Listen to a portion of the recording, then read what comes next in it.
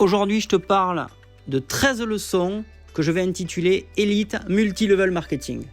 Alors, Elite Multi-Level Marketing, concrètement, l'idée, c'est de pouvoir vous donner, des stratégies qui sont faites pour des personnes qui ont des rêves ambitieux pour leur activité, mais avec un petit budget à leur disposition.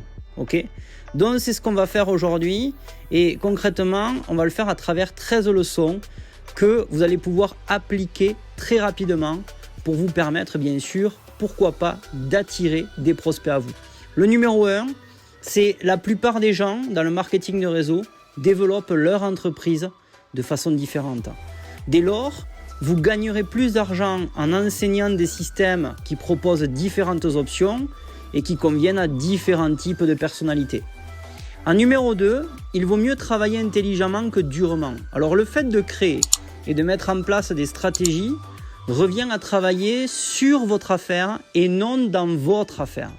Alors voici quelques secteurs clés sur lesquels vous devriez passer au moins 1 à 2 heures par semaine à élaborer des stratégies, que ce soit seul ou peut-être avec votre upline, ou votre parrain, votre marraine, ou même en groupe. Donc, il faut travailler sur votre croissance personnelle, sur comment interagir avec vos prospects, comment vous interagissez avec vos clients, comment vous interagissez avec vos distributeurs, comment vous réalisez vos suivis, comment vous formez votre équipe et vos outils bien sûr promotionnels et vos connaissances marché et produits. Vous avez besoin d'un plan d'action simple et efficace que vous pouvez suivre tous les jours et qui s'assure que vous passiez 90% de votre temps sur des activités dites productives et non sur des activités qui donnent l'impression d'être occupé. Donc concrètement, pour ceux qui veulent connaître un plan d'action simple et efficace, vous avez ça tout simplement dans un des bonus où je vous parle concrètement des bases du succès MLM et vous avez un plan d'action qui est simple et qui vous permet de savoir comment travailler dans le marketing de réseau. Ensuite, point numéro 3, faire du marketing auprès de ceux qui ont déjà acheté de vous est moins coûteux et plus rapide que d'essayer d'obtenir de nouveaux clients. En moyenne, cela coûte 5 fois plus d'argent pour acquérir de nouveaux clients que de conserver les clients existants. D'où l'intérêt de prendre soin de vos distributeurs et de vos clients.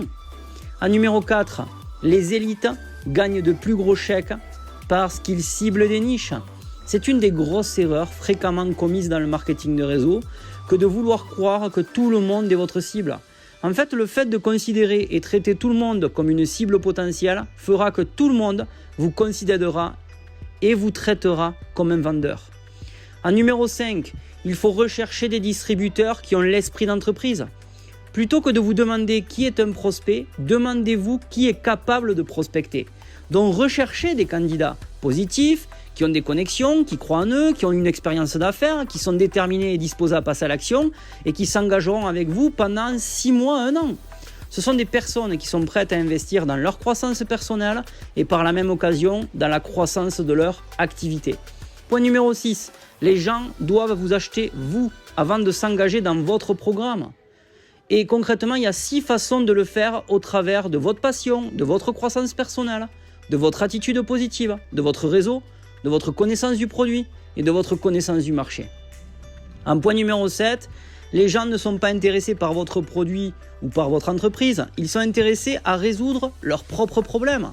Vous devez apprendre à écouter activement et à poser les bonnes questions pour savoir ce qui se passe dans la vie de vos prospects.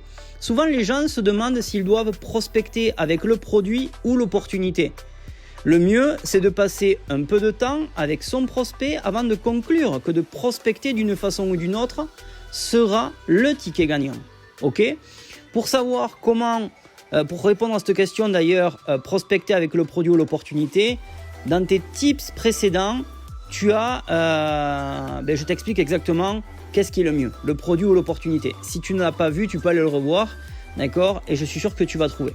Point numéro 8, les élites réseauteurs savent que la vraie fortune n'est pas dans une opportunité ou un produit en particulier, elle est dans les gens.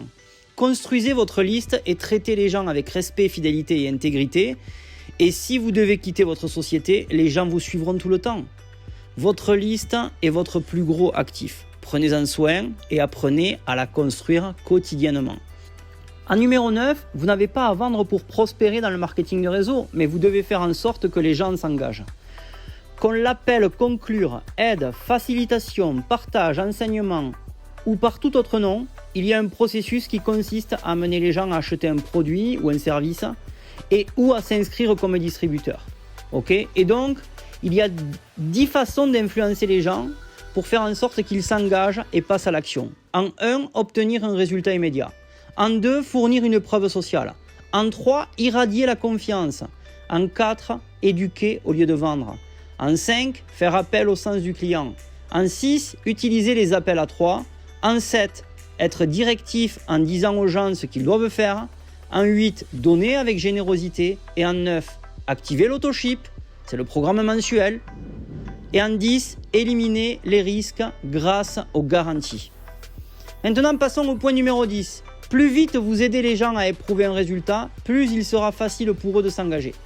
C'est d'ailleurs le point numéro 1 que j'ai évoqué au-dessus dans cette vidéo. Le premier point. Votre objectif pour tous les nouveaux distributeurs devrait être de les aider à obtenir un chèque ou bien sûr leur commission ou de l'argent en main dès que possible pour leur apprendre à faire d'eux-mêmes avec leur nouveau distributeur. Une personne qui obtient un chèque de compensation voit le montant en euros et ne peut s'empêcher d'être excité.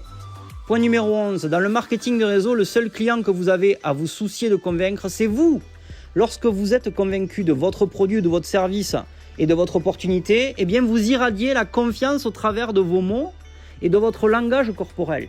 D'ailleurs, il y a les études qui révèlent que la confiance est le facteur le plus important dans la décision d'achat, venant bien avant la qualité, le prix et la praticité. Point numéro 12. En retenant seulement 5% de clients en plus, vous pouvez augmenter vos revenus de 25 à 125%. Selon plusieurs sondages, les clients cessent d'acheter non parce qu'ils sont malheureux, mais simplement parce qu'ils se sentent peu appréciés et ignorés. D'obtenir donc la confiance des gens prend du temps. Le suivi est donc important pour que les gens deviennent familiers avec vous. Donc je vous propose 4 tactiques pour cela. Un calendrier de suivi, une lettre de réactivation des clients, une lettre d'information et des conférences en ligne ou même téléphoniques. Et en numéro 13, soyez persistant. C'est une des plus importantes tactiques que je vous préconise de faire. Peu importe le nombre de tactiques que vous entendez à appliquer et pratiquer, le fait d'être persistant avec votre marketing est vital. La persistance signifie de respecter votre plan marketing même lorsque rien d'apparent ne semble arriver. Parfois, cela demande des mois pour que les résultats cumulés de vos activités quotidiennes de marketing se manifestent, mais je peux vous assurer que ça vaut vraiment la peine de les mettre en pratique. Restez simple et vivez en abondance et on se voit durant une prochaine vidéo. Ciao, ciao.